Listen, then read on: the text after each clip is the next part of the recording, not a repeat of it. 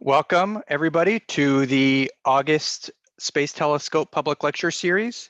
We have an exciting talk today on the importance of small objects, exocomets, by Dr. Isabel Rebollido from the Space Telescope Science Institute. Before we get into her presentation, I wanted to go over a few things here. So first, who am I? Your normal host is not here this month. I am Dr. Brandon Lawton. I am an astronomer in the Office of Public Outreach. I am colleagues with Frank Summers, who normally does this hosting job. But Frank is enjoying himself this month somewhere in a secluded place where he doesn't have secure internet. So I am happily your host this month. And we also, of course, have coming back every month our special thanks to our amazing tech team, Thomas Marufu and Grant Justice, who are making sure that everything runs smoothly. All right, just some previews for upcoming public lecture series in September. We have a very provocative title, Astrology versus Astronomy. What's the difference, really? By Nicole Rulanatham from the Space Telescope Science Institute. She is a postdoctoral researcher here. In October, we have How Dark is Space by Todd Lauer from the NSF and Noir Lab. So I encourage you all to watch the next several public lecture series. As a reminder, you can find our public lecture series on our website, the stsci.edu/public lectures. If you go there, you'll find webcasts are on the left there. You'll see that you can find the webcasts, the YouTube playlist, webcast archive. You can also sign up to get emails for announcements, lecture announcements on who is going to be presenting and so on. If you scroll down on that page, you'll notice that we have listed the upcoming public lecture series, which I just mentioned to you all in the previous slide.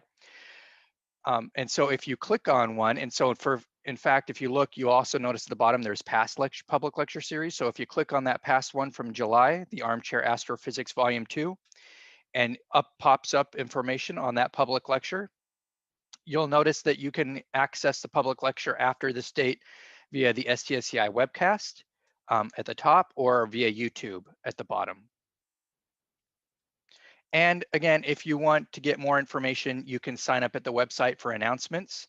You can subscribe to our YouTube channel, which is youtube.com Hubble Space Telescope. You'll get new videos and notices and reminders of live events there. If you have comments or questions, you can please send them in to publiclecture@stsci.edu. Of course, please follow us on social media. We have there are many STSCI and NASA social media accounts that cover our various missions that we work with, including Hubble, Webb, Roman, and of course our Space Telescope Science Institute accounts. I've listed them there, and you can find them. I won't keep this slide up for too long, but if you don't jot them down here and you want to look back, by all means go back to this recording and you can find our accounts, or you can search for them on Facebook, Twitter, YouTube, and Instagram. Okay, so this is the part of the presentation where Frank would usually do a news from the universe, and I'm going to sort of put that on its head a little bit. I'm going to do news from the Earth, and what I mean by that is I'm going to give you some brief updates before our featured presenter on 3 big NASA missions that have had some great updates and events that happened over the last month. And I'll start by showing you this slide here, which is a slide of NASA flagship missions that have come out of what's called the decadal study. And the decadal study is a study by astrophysicists in the United States that is done every 10 years that outlines the astronomy or astrophysics priorities that we need to explore in the next decade, and based off of those, provide recommendations for the type of mission that should launch. And these are the outcomes of those previous decadal studies that have been funded. So of course you see Hubble was the first in 1990, and then the Chandra X-ray Observatory, and then there's Spitzer, and Webb is launching in later this year, and then the Nancy Grace Roman Space Telescope.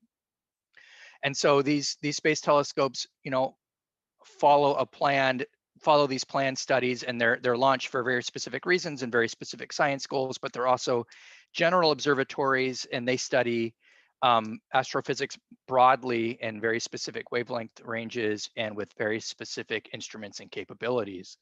But what I want to do today is I want to give updates on 3 of these, Hubble, Webb, and Roman. So we'll start with Hubble. So Hubble, good news, it's back to science. So if you attended last month, Frank gave an update on some problems that Hubble had. It entered a safe mode on June 13th. And what happened on June 13th was that Hubble's payload computer halted, and the payload computer controls and coordinates the observatory's onboard science instruments. There's multiple science instruments on Hubble, and the payload computer halted, and the main computer failed to receive a signal from the payload computer, and that all resides in what's this complicated thing called the Science Instrument Command and Data Handling Unit, which is a very interesting acronym there. But that automatically placed Hubble's science instruments into a safe mode to protect them. And then from that, what happened was many engineers and scientists from many places, including Goddard and the Space Telescope Science Institute, got together to study this event and to try to understand what was causing it and what happened. You can see on the right at the top a picture of the Science Instrument Command and Data Handling Unit, of which the payload computer is part of. And in the middle there, you see various folks at NASA's Goddard Space Flight Center working to resolve this issue. And on July 14th, NASA identified a possible cause. The information gathered after a series of multi-day tests led the Hubble team to determine that the possible cause of the problem was in what's called the power control unit, which resides on that same unit, which resides on the Science Instrument Command and Data Handling Unit. And based off of their tests, the fix was to switch to backup hardware. And so on July 15th, they switched to a backup power control unit, backup Science Instrument Command and Data Handling Unit. And then that was successful. And starting July 17th, science observations restarted. And some of the first science observations that were done, you can see in the lower right there, the black and white images there, but you can see some interesting images of galaxies from a program led by Julianne Dale Canton at the University of Washington. So that let us know that things were back in business and things were working properly. Of course, this isn't the end of the story. This was a long, roughly month-long hiatus on science, but the teams are still going to be, exploring further the cause and what they can do going forward. But everything's working now on the backup system, and Hubble science is back in business. So that's some good news from Hubble. The James Webb Space Telescope is continuing to prepare for launch. So testing progress continues. There are 3 big things that's happened in the last month or so. 1, the deployable tower assembly testing has been completed. The tower was fully extended for the last time, just as it will do in space, and testing teams then lowered the tower and locked it into place to prepare for launch.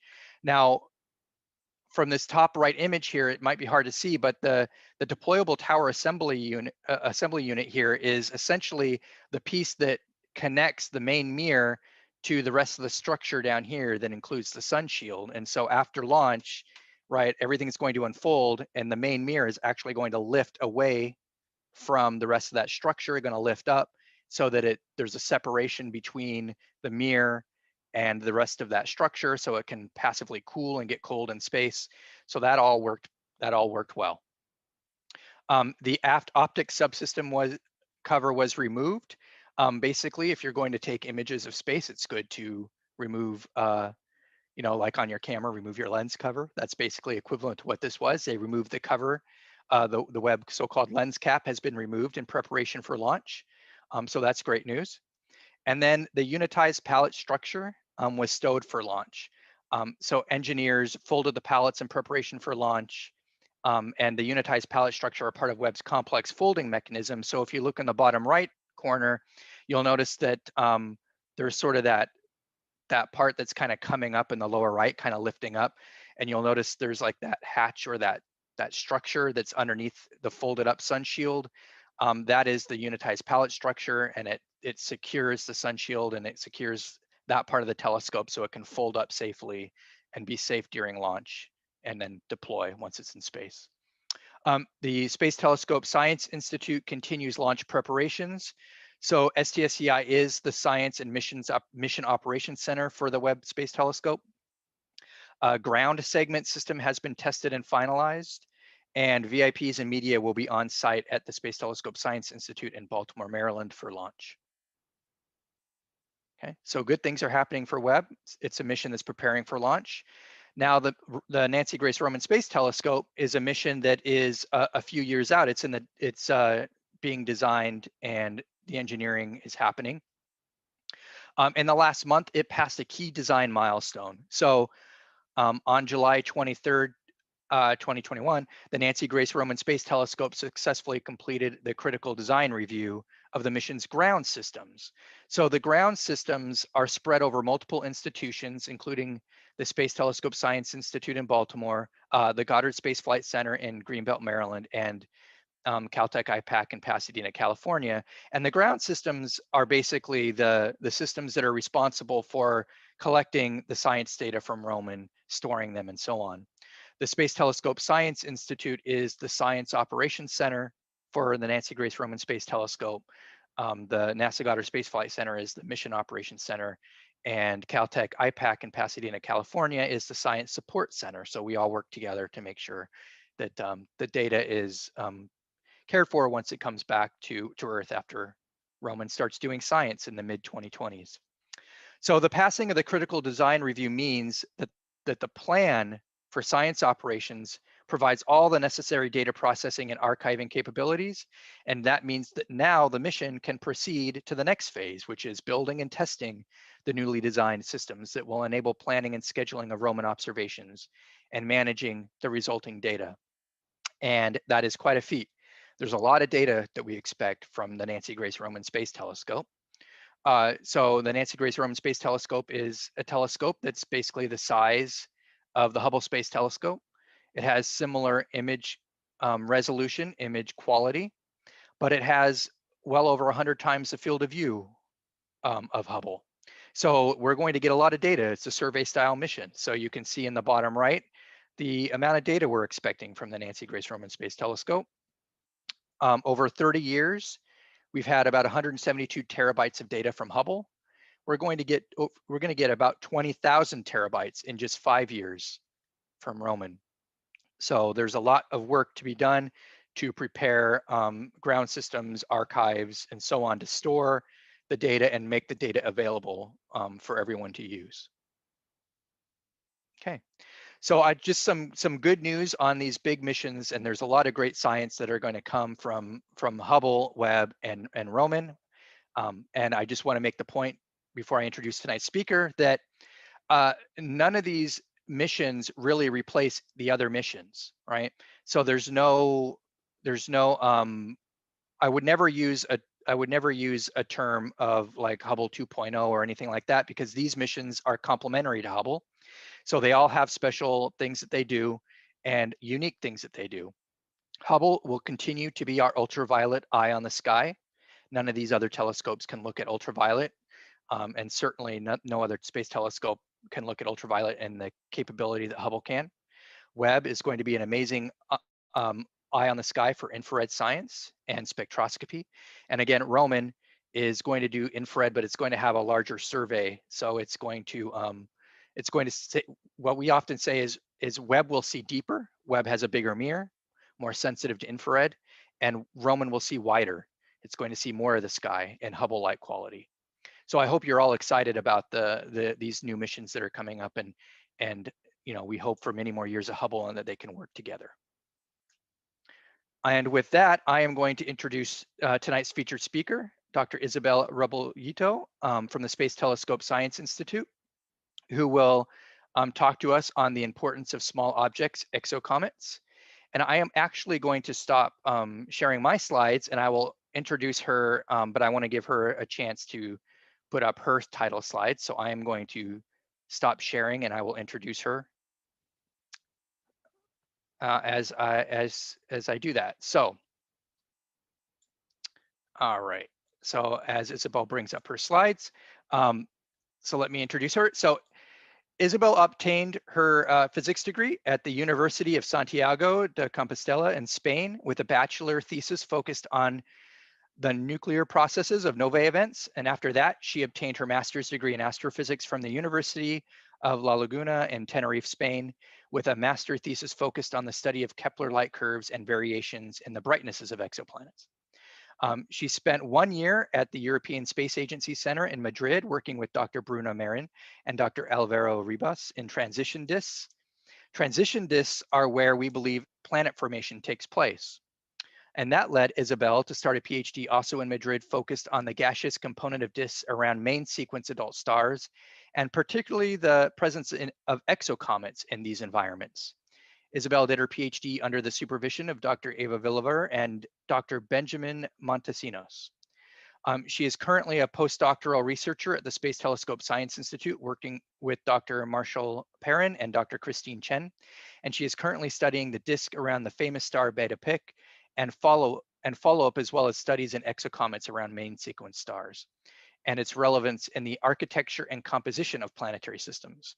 So in addition to her fantastic research that she'll tell you about today, Isabel is also a member of the Women in Astronomy Committee of the Spanish Astronomical Society and has participated in multiple outreach activities, both with students of all ages and gender-focused outreach.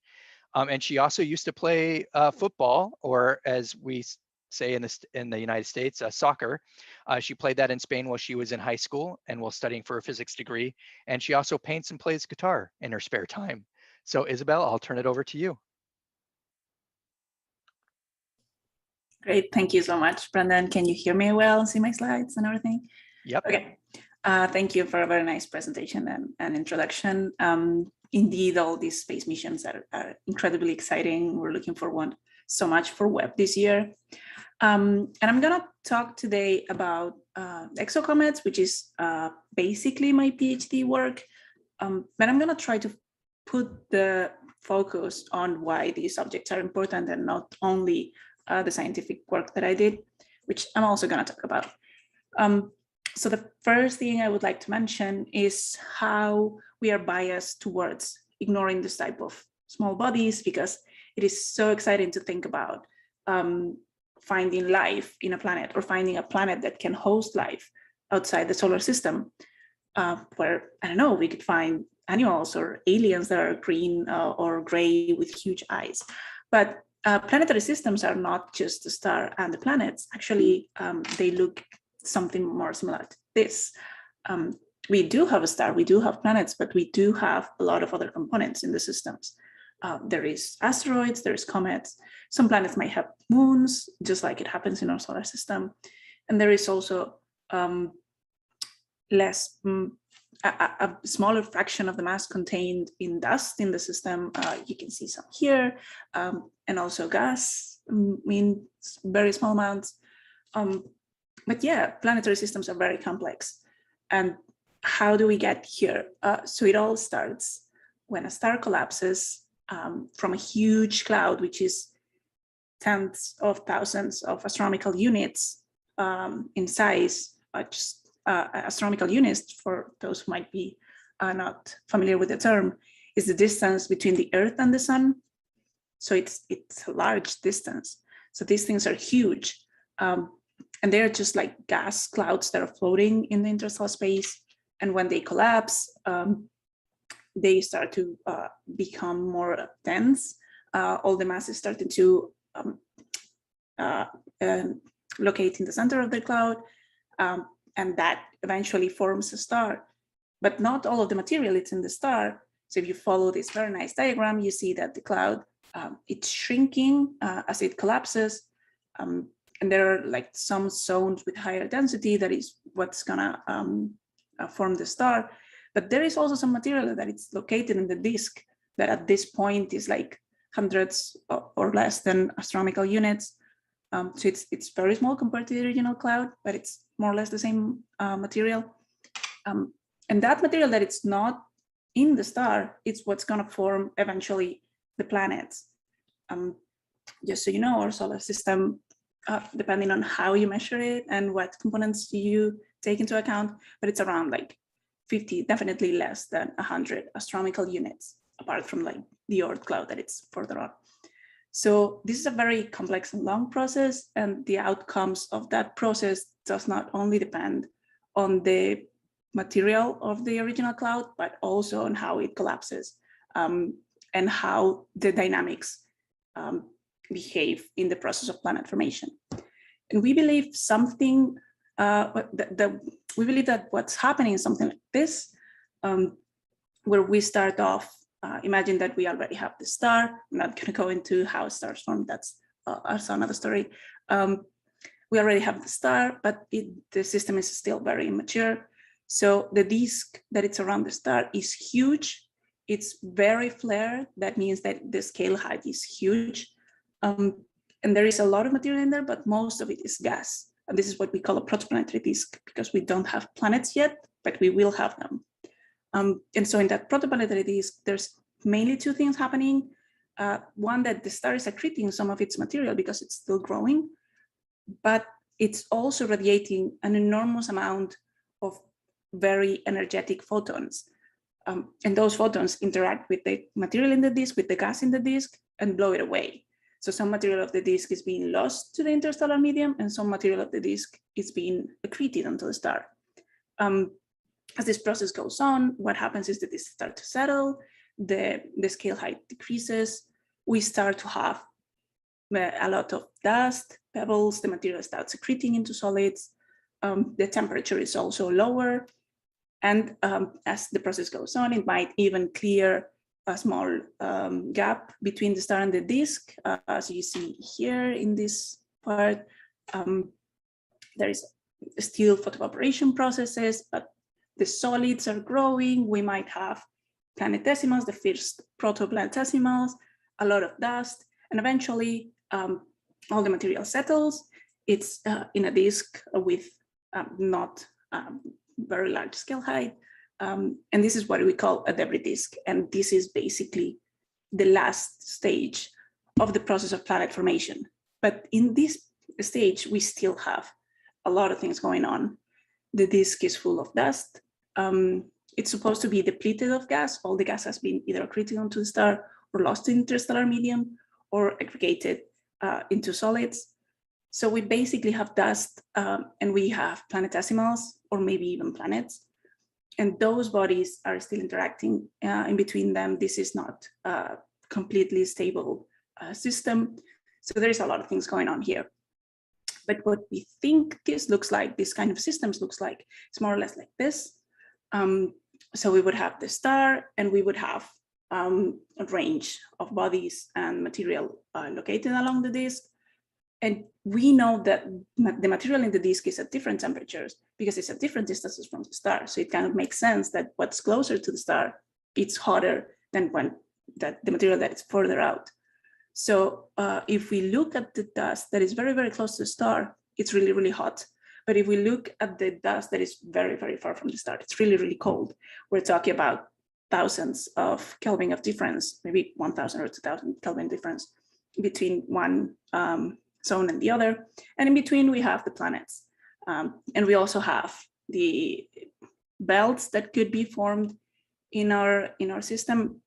And this is, again, 100 astronomical units. The disk halo might stand further than that. We know that there are disks that are bigger, way bigger than this. But this is just like a model of what we think it's going on and what we think it looks like. And of course, depending on what zone of the system we want to see, we actually try to look at different wavelengths. So at different, let's say with different eyes, the material that is really close to the star usually emits around 2 microns of wavelength. So there, it's still very bright in the near infrared. We would not be able to see it radiating thermically with our eyes because we only see in the visible range, and this is already the infrared. But if we want to observe the one that it's in the outer regions, we have to go to 60 microns, which is a completely different wavelength, and we would need a completely different instrument, let's say, to actually see that compared to what we have closer to the star. So this is fairly difficult to study altogether. We usually go by chunks. But this might also seem familiar to some of you. It doesn't look weird, right? If we are interested in the solar system, this kind of looks like it. And that's because our solar system, it's like the first model of how planets formed. It's the first outcome of planet formation that we knew.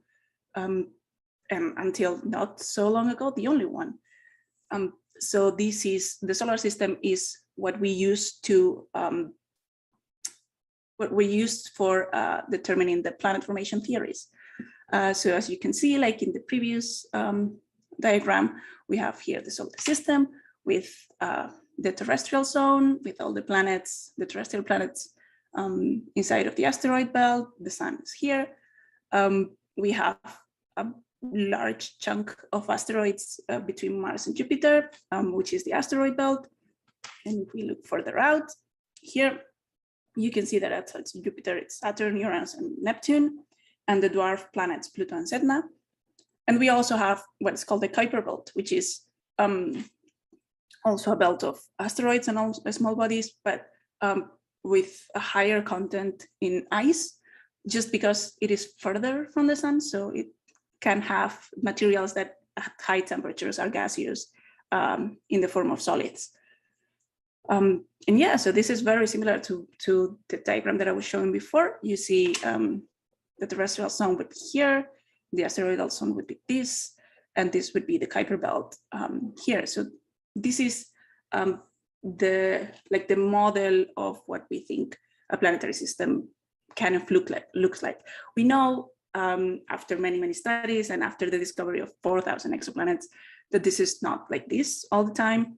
We can have the giant planets very close to the star. We can have only small planets, depending on the star that we're looking at. We believe that that might be related on the mass of the star, the spectral type, but we really don't know. We're still trying to figure out what's going on and if there is a correlation on between the architecture of the planetary system and the type of star that it surrounds it. And so going back to the solar system, we are actually really lucky the moment we're living, because we have reached now the point in science where we can actually go near these objects that are around the Earth and the terrestrial planets, and we have been even further on, and just look at them, look how the asteroids in the asteroid belt or the comets look like. And I really love this image of Comet 67P. This is up until now I showed like pictures or diagrams, but this is a real image. This is how the comet looks like, and it's impressive. You can see it has a really weird shape. It was usually called a duck because it has like a body and head. I was at ESA at the moment the Rosetta mission reached 67P. So this is kind of like a special object for me. And you can also see there is a lot of material evaporating from the surface, because this object used to be really far away from the sun. So it has a lot of ice. And the moment it started to come to the inner regions closer to the sun, it started evaporating material. And that allowed to investigate the composition and also the dynamics of how a comet moves, let's say, around the solar system. So thanks to the space missions we have now, we can do this sort of stuff. And moreover, we actually landed on this comet. I think it's the only comet we have landed on. Unfortunately, the lander did not fall properly. So it was kind of upside down. So some of the experiments they wanted to do were not possible. Some others were possible to do. It also was unlucky that it fell on a shaded area and it needed the sun for powering. It had some solar panels. So yeah, it lasted way less than we expected. And there was some science that could not be done, but still it was a great mission and it was really important. And we have really great data from Comet 67P. But this is not the only body in the solar system that we as humans have visited ourselves or with robots. There's actually a bunch of them. Earth, of course, we're all here, right? A couple of astronauts orbiting. The moon, we have been to the moon a couple of times. And the rest of the bodies here, we have actually not been as, like a human being has not been in there, but we have sent robots or space missions that landed on them, that were in those surfaces. So this is Comet 67P, that's the one that I was mentioning. This is asteroid Itokawa. I think this was the first small body that we put a lander on. I believe it was 2005. So yeah, we have been studying the small bodies in the solar system very carefully for some years now. And I think this is the last one, the asteroid Ryugu, that was visited by Hayabusa 2 years ago, 2019. And of course, there's like Mars, Venus, and Titan, one of the moons in the solar system that we have visited, that it's very important for astrobiology research because it has a cycle of methane, I think. So yeah, we have visited the surface of many bodies in the solar system. And some of these bodies, like the moon, are really, really important for the presence of life on Earth. This might not seem really obvious, but there are some effects that the moon causes on the Earth that we all know about, like, for example, the tides. We are very familiar with tides. We know that the gravitational effect that the moon causes on the Earth generates tides, and that it's a thing that happens and that allows the life in the oceans, maybe not that allows, but that influences the life in the oceans. But there is one thing that it's maybe more important that the moon does, is that it stabilizes the axis of the Earth. The Earth is not completely, so the axis of the Earth is not completely perpendicular to the plane of the orbit of the Earth. It's tilted 22 degrees, and that's what causes seasons. So that it's allowed by the moon. If it were not for the moon, we would not have seasons. And probably the axis of the Earth would just move around like crazy, and we would have crazy weather. We're already doing that, I know, but that's a different thing. At least the moon is not messing up with our weather, it's taking care of us. So yeah, thanks, moon. So moon is really important for life on Earth. So when looking outside to other planets, maybe we should consider how effects moons could have on other planets. But not only the moon has influence on life on Earth. We're not so sure about this, but we think comets and asteroids are also fundamental for life on Earth.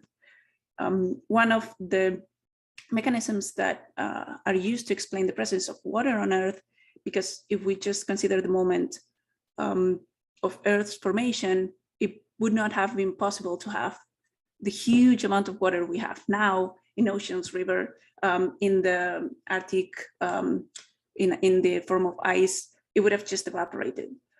So the water must have come from somewhere else. One of the theories is that it actually came either in carbonaceous chondrites that are a type of asteroids, or in main belt comets. So those bodies do have a lot of water ice because they were formed way further from the sun than Earth was formed. So just by dynamical interactions in between the solar system, these bodies could have collided with Earth and just dropped an insane amount of material, including water. And we have some meteorites of carbon chondrites that apparently indicate that the type of water that is found in these meteorites would be compatible with what's found on Earth. But this is just hypothesis. Obviously, it's really hard to prove something like this. For example, 67P, the comet that I was talking about before, actually showed different type of water regarding the isotope level than the water that is found on Earth.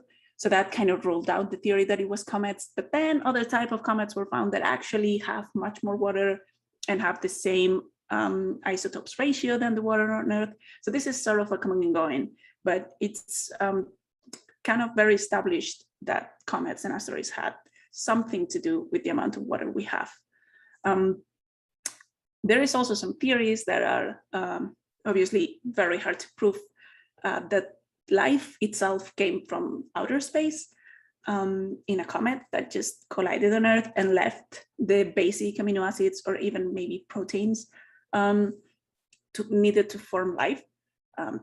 So there's the theory that it could have come even from the intergalactic space, just not from the solar system. And there's also obviously claims that it could have come from Mars.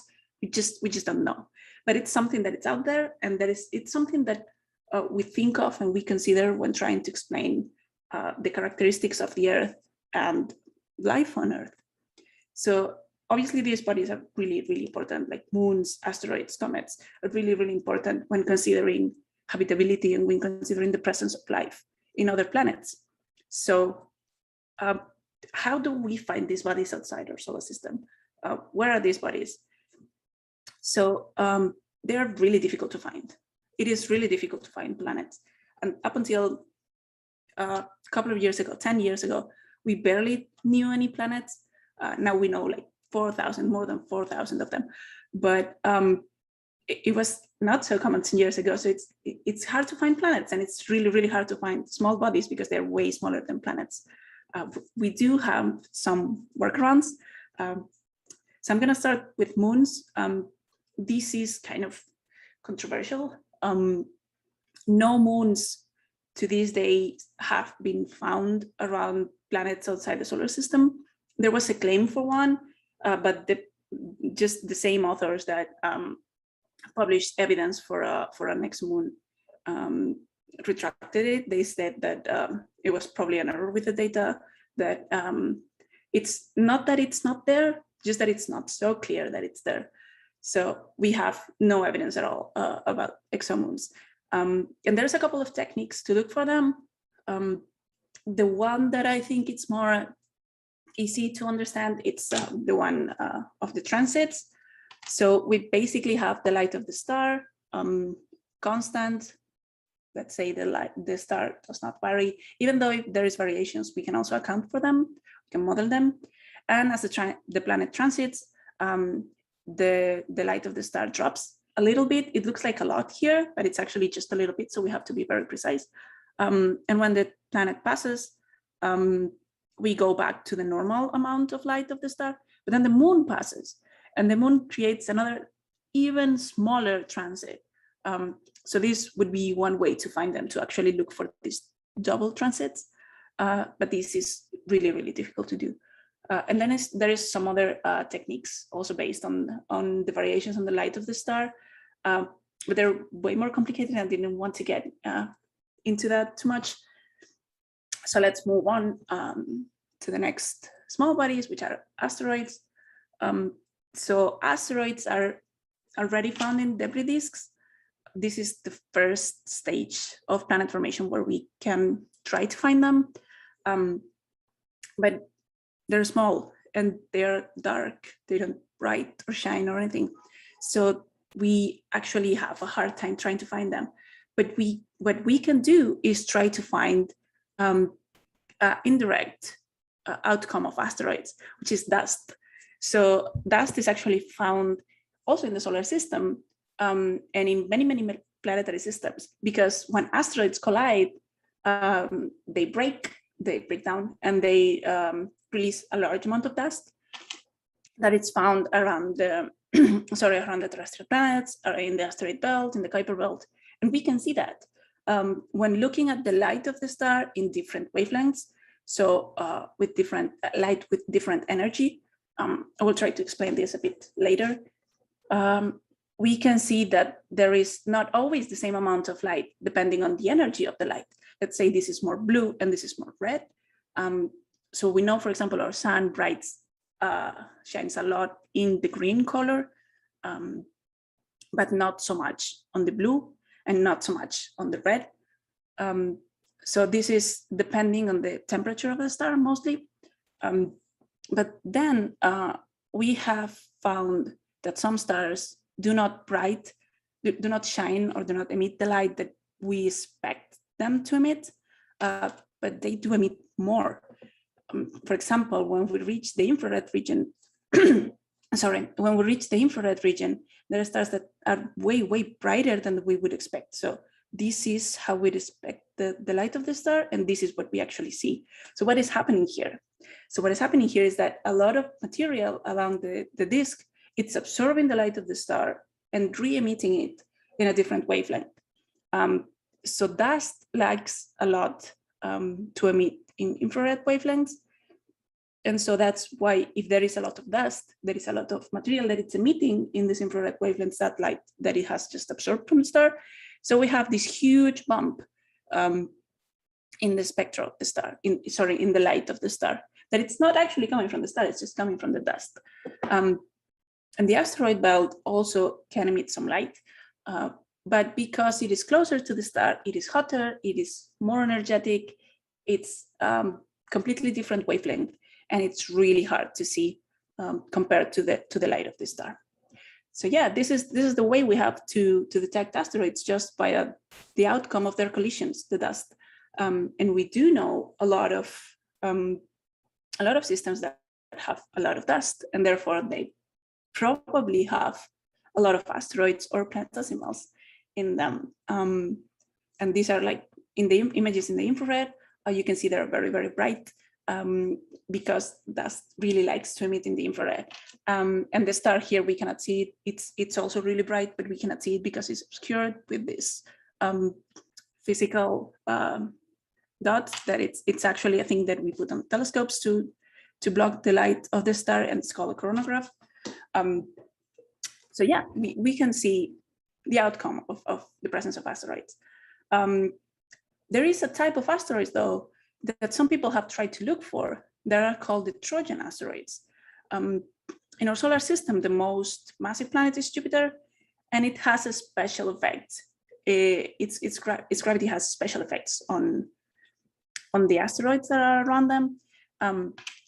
What it tends to do is to attract asteroids to share the orbit, so they rotate around the sun in the same orbit as Jupiter does, but in these special points that are a specific distance from the sun as well. So it's a combination of the gravity of Jupiter and the sun, and so it's like they're following Jupiter along its orbit, or like protecting it or something.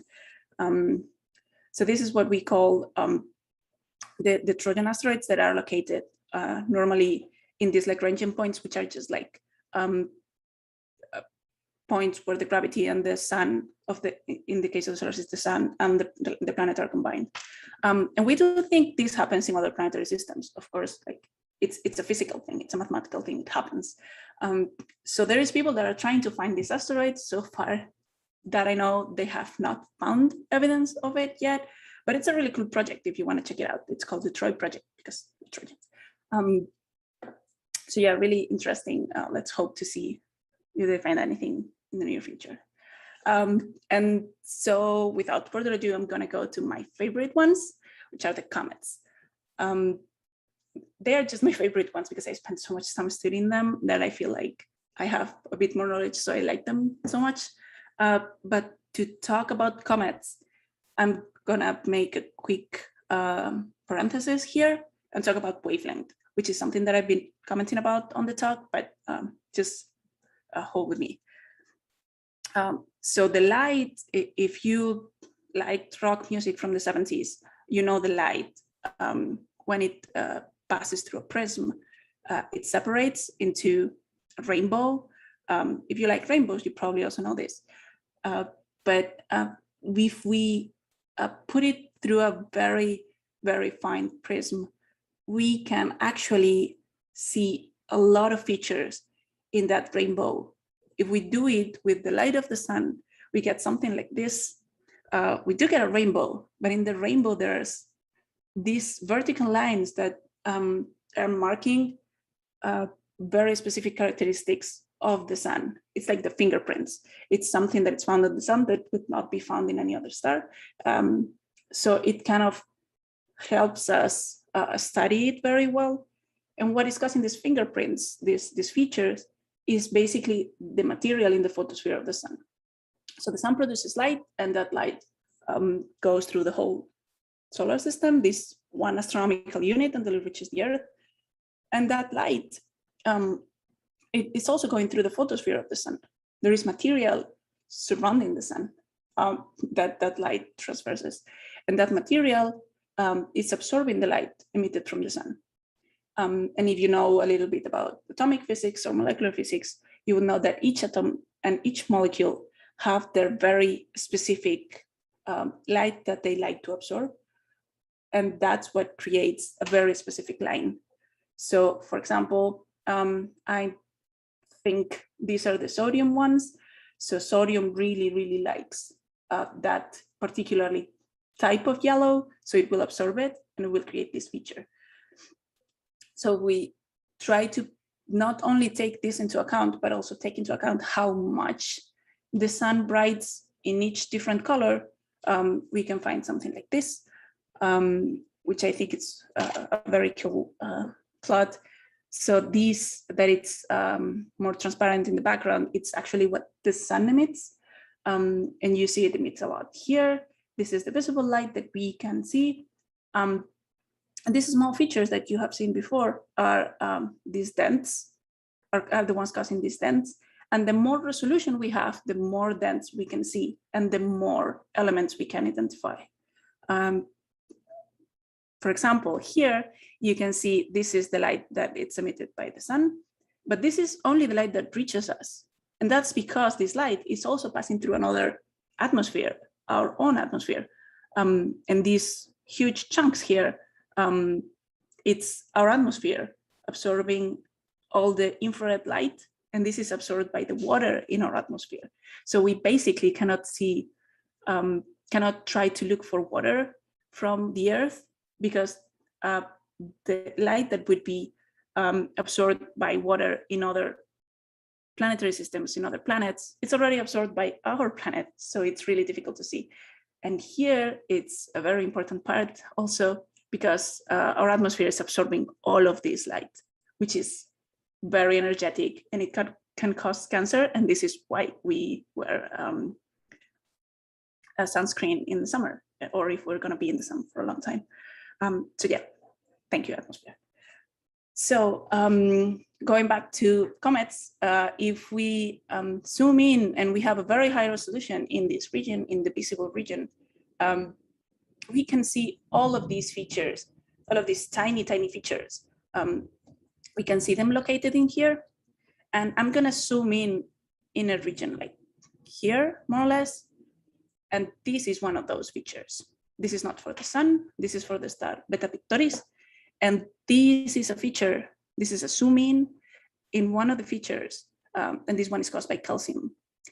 And if you pay attention to it, it's very obvious that there is not only that feature, but this feature. So what is this? This is caused by the calcium in the photosphere of this star, of Beta Pictoris. So these must be caused by the calcium located somewhere else. And we believe, we're pretty sure that this calcium, it's actually located in the circumstellar medium of the star. So it's very close to the star. It's in the disk. And then other thing you can see in this image is that depending on the date, there is also these weird features around here that must be calcium somewhere else. This is always in the gaseous form, by the way. So the explanation for this, first, please note, this is 1987. I was not born by then. The explanation for this was this, given 10 years later, which is basically, this is a comet. We have a star here, and we are looking from here. And if a comet passes in front of the star with his huge tail of gas that it's evaporating because it's really close to the star, it will create one of these features in the calcium line, which is the one that I'm showing here. So every time a comet passes by, it generates one of these. So these things that are seen here are comets around other star, a star different than the sun. They're exocomets. Again, this was 1987. It was crazy to say this was and exocomets, because we didn't even have detected the first comet, the first planet by then. We didn't have exoplanets. How could this be exocomets? So they had to call them falling evaporating bodies, not to upset the community. But comets in the solar system have two different phases, a gaseous one and a dusty one that sometimes we can distinguish, sometimes we can't. And these that I have just showed you is the gaseous phase. So what happens with the dusty phase? Well, what happens is that we can also see it, but the first time we detected an exocomet, it was this. This was actually reported in 2016, but the paper did not come out until 2018.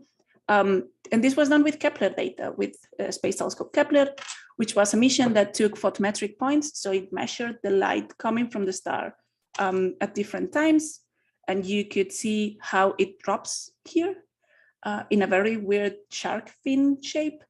And these are comets. And the explanation for this weird shape is just this one. So comets have a very hard, solid nucleus that it's basically made of rock and ice. And then they have a huge tail that has less and less material the further you are from the comet. So what we have is an ingress. So when the comet starts passing in front of the star, that looks like a solid body. So it looks like the transit of a planet. And then as the comet passes by, we have less and less material because the tail fades away. So it has this kind of exponential decay, which I think is really cool. So we do detect comets in gas, and we do detect comets in photometry, the dust part. But we only know a handful of stars that actually have comets. And this is a very nice table from a paper that came out last year. And they have these 4 stars where they say, okay, we know these are comets. We have proof in different wavelengths or with different methods, and we know these have comets. But we think some of these also have comets. We're just not sure yet because we have only seen like a couple of them, and these variations are really, really small because comets are very small. So all of these stars are still being studied to check if they're comets or not. And this is what we know about the characteristics of the stars that have comets. Basically, what we see here is that the stars that have comets are rotating really fast. This is the rotational velocity of the star. The ones with comets are the yellow ones. And we also see that they have a particular color that is correspondent with the stars that are quite hot. These stars are called A-type stars. They're not the hottest ones, but they're definitely hotter and larger than the sun. And we also see that, again, the variable observations are the exocomets, the exocomet candidate stars. There is no trend with age.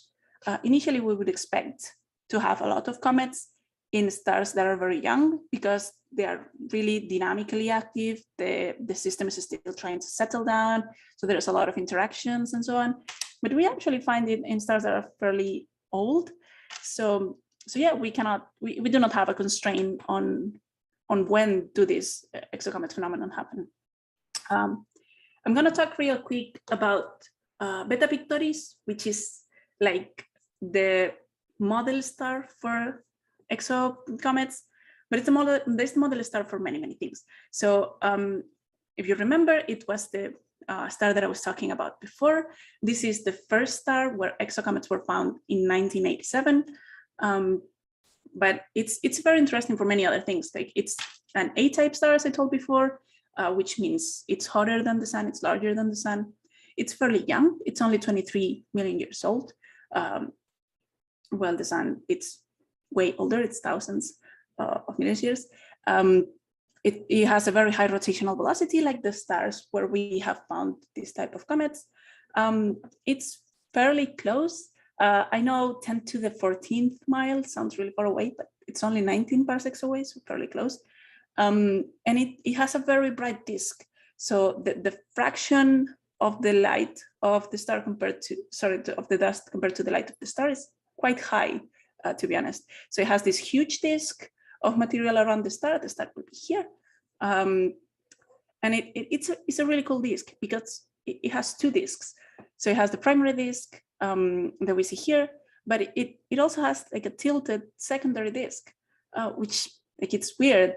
And it happens that in this secondary disk or co-orbit with in this secondary disk, there is actually a planet that was found with imaging. So this is a system that we know so far that has a disk, that has exocomets, that has a planet, that has a tilted disk, but it also has a second planet that was found in radial velocity. And this is a animation of the comets we see in Beta Pictoris through several nights, months, days. And you see how extreme the variations are around this star. Here you see like this is the combination of all those variations. So there is like a preferential velocity for these comets, but you see that there's thousands of them. Basically, every time we look into Beta Pic, we see there's a lot of comets. So going back to the other exocomet stars, you see Beta Pictoris here, along with a couple others that we are fairly sure they have exocomets. And then we have a bunch of them that we think they have exocomets, but they don't. So there is at least these two that we have found that the variations we see in this type of lines, like the calcium line I showed you, are not actually produced by comets. They're just produced by some other things. And the first one I'm going to talk about, it's HR10. And this was one of the canonical exocomet stars. Like this was in several papers saying, oh, this star has definitely exocomets. We see a lot of variations. And when we studied it, we did see a lot of variations. Check this out. For example, this is again the same calcium line.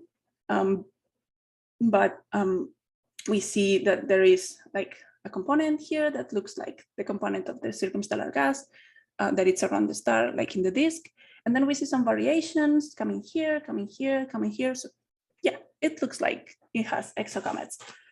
But we did a very thorough study through many, many nights and even combined it with years of observations. And what we found is that this feature appears to be moving further away in this case. And then at some point it comes back.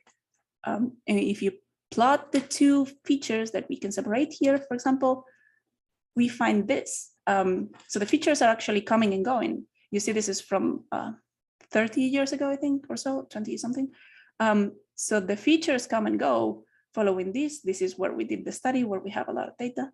And what does this mean? So it just means that this is not star with exocomets, it's two stars with two disks each that are orbiting each other in a very particular configuration. And so it appears that it's only one, and it has a common circumstellar disk, so just one circumstellar disk, and variations that could be exocomets, but it's not. It's just, it just happens to be stars with very similar temperatures in a very particular orbit that are even really, really close. So it's really hard to tell them apart. So yeah, it was just a bad coincidence that we could only rule out after years and years and years of research. And there is another one that was harder to rule out, is this one. This is also very dear to me because this is like the first star that came out of my PhD thesis work, published by one of my supervisors. And we found, well, he found that there was a lot of variations. I took some of these observations, so this is like very dear to me. And it does look that there are comets. It does look like there is variations in there. But after, again, months, a couple of years of study where we took a lot of data, we found out that this is actually not comets. It's just that there is, the star is pulsating. It's like wobbling like this, and it's expelling some material to the disk around it. And it looks like there is a variation. I mean, there is a variation in the circumstellar material, to be fair, but it's not caused by comets. It's caused by the star. But no fear, because we do find some comets still. This was one of the ones, the stars that we found to have comets from my PhD thesis. This is a tiny comet here. And this is actually a particularly interesting star because it has everything, just like, not like Beta Pictoris, but feels like Beta Pictoris because it has abilities, that it's really, really bright. It has some excess here. If you remember, this is the light that we expect from the star, and this would be the disk, but it also has some excess here that we think comes from carbon in the disk. So there might be like a recent giant collision or something that is releasing carbon. So that's really, really exciting. It could also be causing the exocomets.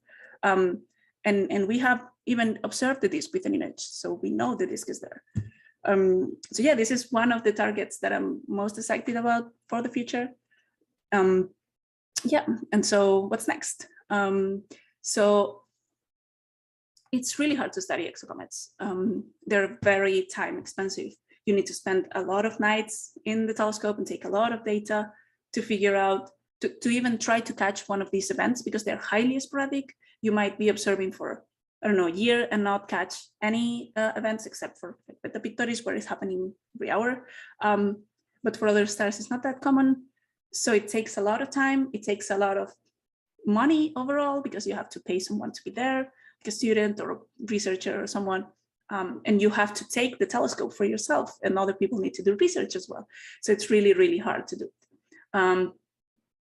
But these exocomets leave other traces that we can actually follow when they evaporate, because they release gas, and that gas sometimes stays in the system.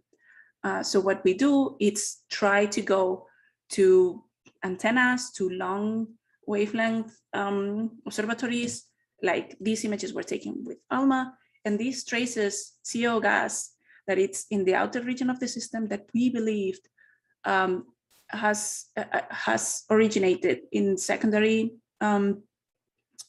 processes, so collisions or evaporation of bodies. So these gas that we are seeing here is not a result of the planet formation process itself, but was generated afterwards with the release of gas from the small bodies in these systems. So this looks like the path to follow to go on studying exocomets, because it's, let's say, less time expensive. We cannot study the dynamics of the comets like this, but it looks like we could at least study the presence, and we could somehow study some more volatile materials, because calcium is not like the best tracer for volatiles that we could be interested on, like water. So there is a lot of the community is it's focusing now on this type of studies at long wavelengths of this gas that it's just further from stars, so it's colder.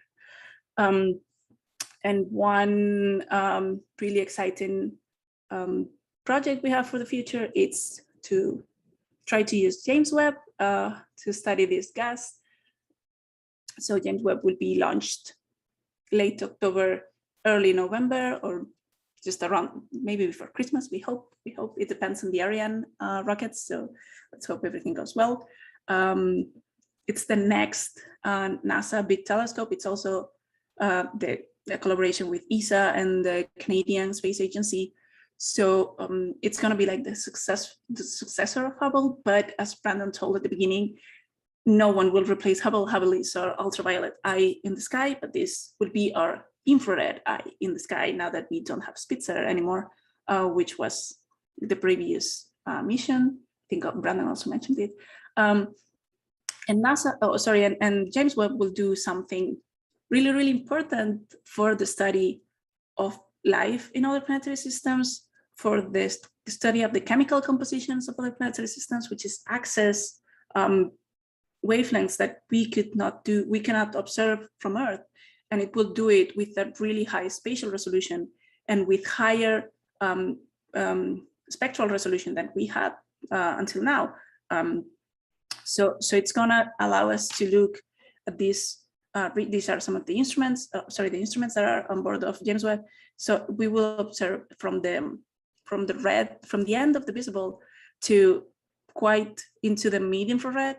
And if you remember the plot from before, it will allow us to look into these chunks of light that our atmosphere is absorbing and we cannot see from Earth. So we will be able to do this from space.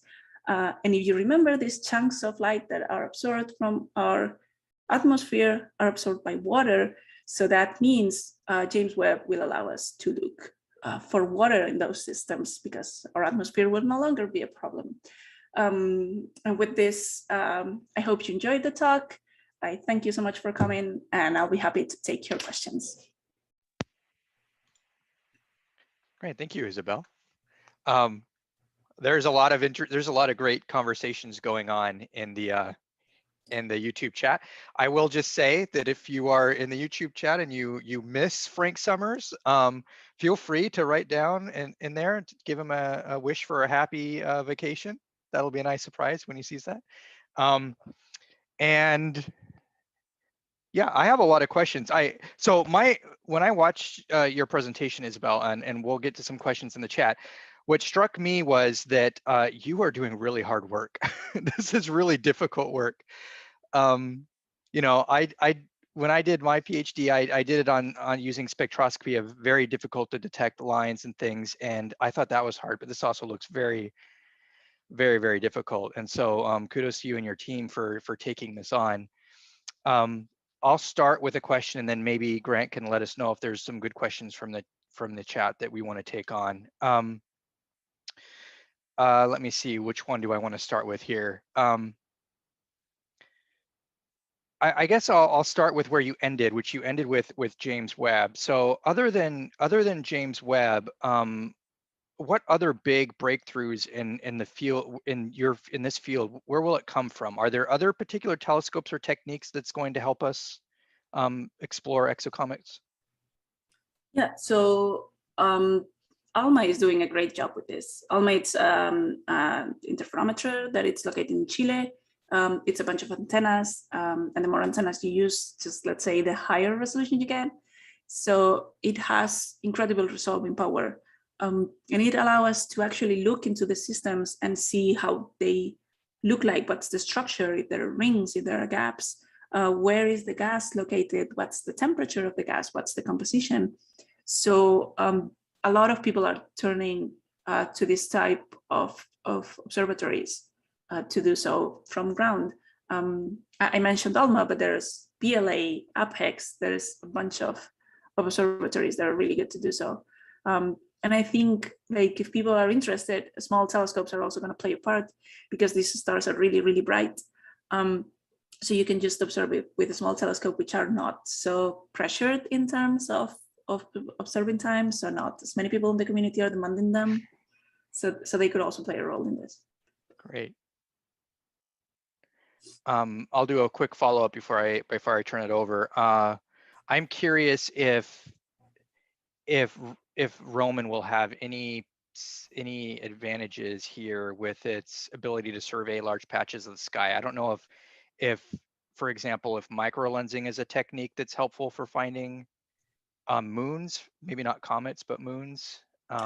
Yeah, definitely. So there is a lot, like I'm not expert on moons, I just like them pretty much, very much. There is a lot of proposals on techniques that could be used to look for moons. And definitely microlensing could be one. But as you know, microlensing is really difficult to use because we depend on so many astronomical factors. So it's probably not the most reliable. Like we should not count on microlensing alone to find moons. We should have a backup plan. Yeah. Yeah. So I think there is where other missions like TESS, for example, are going to provide a lot of data. They have just announced that TESS is going to improve a lot the cadence of the data that they're taking. So yeah, I think those type of missions are going to play a role in detecting moons. Okay. And I would be a bad host if I didn't quickly explain a technical term I just introduced. So for the audience, microlensing is a technique in which you actually use gravitational lensing, the mass of the object to brighten essentially the light of a background object. So Roman will stare at lots and lots of stars as it surveys, and sometimes those stars may just brighten because a foreground planet comes between us and that star, and its gravitational influence will actually redirect the light and brighten it. And so we can use that. It's called microlensing. We can use that technique to discover planets and maybe moons. Okay, Grant, are there any questions from chat that we should pick up? Absolutely. Chat has been lively in a good way, Yeah. So let's go ahead and get us started off. We've had a little back and forth conversation. Are you familiar, Dr. Rebollido, with the UN, what was it, UN 271 Bernadette Bernstein? No. Okay. All right. No, I'm sorry. No. By the way, Isa is fine. No need for Okay. doctor. I am not an expert on comets in the solar system at all. It was just an important part of my research, and specifically when putting together my thesis, to put it into context of what happens in the solar system. So that's why I know something about like carbonaceous chondrites, and I know about 67P basically because I was at ESA when Philae was landing and there was a huge party and everybody was super excited, but in no way I am an expert on comets. It's all good. I figured I would ask just because there was a discussion going on, but it's one of the hardest things to explain about these talks is we all have such narrow fields of knowledge because there's so much of it and it intersects with so many different disciplines. It's sometimes difficult to to get that, like, just because you were an expert on like exocomets or what have you doesn't necessarily mean that you'll be able to answer questions that, yeah. So moving on to the next one. I think this is a little bit, here we go. How are the radial velocities determined? Is it Doppler shift of the light or using wobble, or how is that determined? Okay, so I assume it's asking about the radial velocity of the comets. Yes. Okay, so we always determine the radial velocity of the comets based on the velocity of the comets based on the radial velocity of the star, and the radial velocity of the star is usually determined by Doppler shift of the spectral features. We know the nominal value of the wavelength of the features. So when we observe, those values are not usually the nominal ones. They are shifted depending on the radial velocity of the star with respect to Earth, which we also have to account for corrections because Earth is not always in the same position. So yeah, we usually determine the radial velocity of the star, and that's our zero.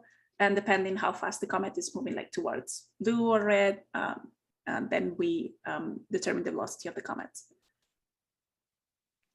Okay, thank you. Brandon, I'm gonna search through, I'm gonna turn it over for you, another one of your questions that you have. Sure. So, Isa, I saw early on that you did a lot of work, amazing work going back decades to actually find out that what you were seeing were not comets, but actually the orientation of two stars. And I'm just curious, maybe this is more of a theory question, but you know, when you have these multiple star systems, do we think we can still have like a robust equivalent of a Kuiper belt or an Oort cloud, a cometary system in those systems, or are they too disturbed and do they get thrown out? Do those exist? Good question. I have no idea. This is something that we've been discussing particularly with the system because there are two big stars. They're bigger than the sun. Roughly A-type stars are like 2 solar radii. So the radius of one of these stars is double the radius of the sun. And they are only 2 astronomical units apart. Mm-hmm. And we know both of them have circumstellar material very close to them. So it must be interacting, right? But it's something we have not been able to prove yet. We do have some smaller features that I did not comment on, but in the paper they are mentioned. And we think that is somehow present in the interaction of the stars, or somehow appears from the interaction of the 2 circumstellar mediums. But we don't know. It's really hard to prove, but it would be expected that there is some interaction in between them. Great. Grant, did you have another question? Yeah, I'm looking at them right now. Sure. Okay, so here's one, and I agree with your analysis of tests. I'm really excited about that mission. That was one of my favorite talks that we had. But how do we find the systems for us to follow up on them? And tests is one of the ways that we do so, but how is it that you initially identify some sort of terrestrial body like this and then follow it up with a telescope, or do you start with a larger observatory? Okay, so this is a great question because it's really, really difficult to identify targets. We don't know why, there is no explanation yet to this, why we find exocomets around A-type stars, which are stars with a particular temperature around 8,000, 9,000, 10,000 Kelvin, with this radius that is twice the radius of the sun. We don't know why we find exocomets around them, but we kind of know that we have to bias or search towards those stars because that's where we find them. Even though we knew that, we also tried other spectral types. Like we had a range between G-type stars, which is the spectral type of the sun, to B-type stars. So it goes O, B, A, F, K, G, I think. So we had a range of spectral types, and we tried to look in them just for statistics purpose to see if we found any. But we also biased our sample heavily on the fact that there was already circumstellar material around those stars. So we chose a lot of disks, of debris disks, so stars with debris disks. We chose a lot of stars where we knew there were previous detections of comets. We chose stars with anomalous abundances. So for example, we do not expect the same amount of metals in every star, in the photosphere of every star, but we do expect the same ratios. So if for some reason a star had a weird ratio of metals, we would select that star to look for exocomets because we assume there is something going on in its circumstellar medium. And we also chose stars that were really young, for example, because they're starting to settle, so they have a lot of dynamical activity. So yeah, the sample that I used for my thesis and the samples that it's usually used by people that study this type of phenomena are really, really biased towards stars with lots of dust, so very bright disks, and A-type stars. If that answers the Fascinating. Question. Yeah, that was A+ question on that one. So just as a note, for my thesis, it was 117 stars that we studied. Wow. And we found comets in around 25. So personal follow-up to that, once you have more more access to it, like with further test missions or what have you, how are we expanding the results rather than just judging by more like arbitrary metrics or composition? Like is there a better method moving forward, or is it just distance and proximity? You mean in terms of where to look for comets? Yeah.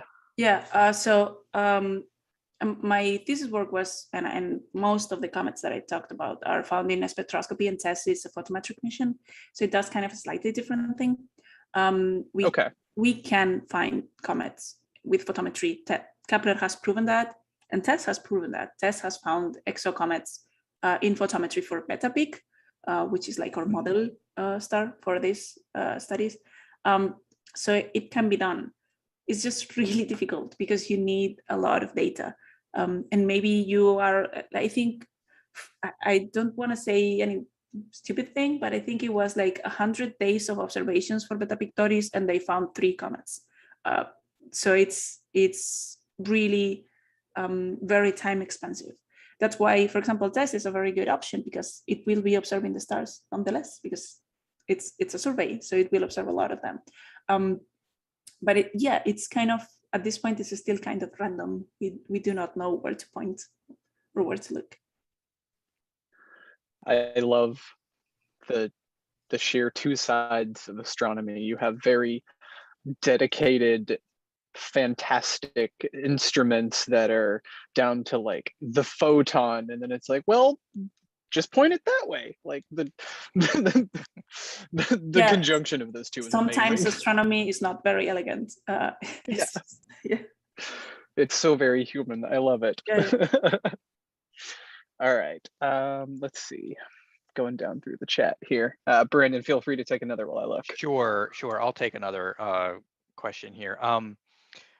So this is the first time I've actually heard that the first exocomet was basically detected in 1987. I mean, it was detected before, and I know you said there's some controversy about claiming that, or they didn't necessarily call it an exocomet. You phrased that, but the idea that we may have found that there's data that exists with exocomets in them from 1987 is fascinating to me.